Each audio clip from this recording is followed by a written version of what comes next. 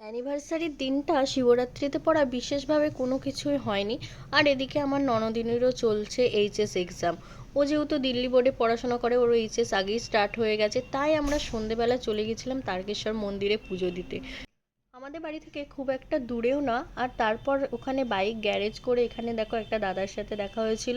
ওই দাদাটাই সমস্ত কিছু গাইড করে আমাদেরকে কি সুন্দরভাবে পুজো দেওয়া করিয়েছে। কিন্তু একটা জিনিস দেখলাম, অন্য সময় যেরকম যা মানে টাকা পয়সা লাগে তার থেকে অনেকটা বেশি টাকা শিবরাত্রির দিন লেগেছিল। হয়তো সেই দিন বিশেষ দিন বলি এরকমভাবে, মানে যেখানে পুজো আপনি নিজের মতো ইচ্ছা দিতে পারবেন এরকম কোনো অপশানই ছিল না। ওদের মতো মানে অপশান ছিল বেশিরভাগ জায়গায়।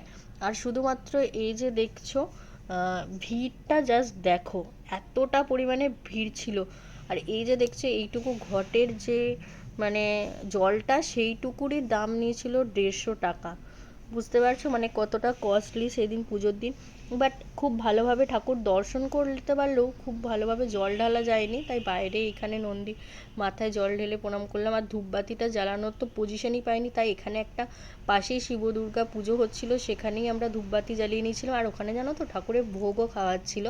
আর লাইন দিয়ে তাই ঠাকুরের ভোগ খেয়ে আর প্রসাদ নিয়ে বাড়ি চলে এসেছিলাম। দিনটা বেশ ভালোই কেটেছিল।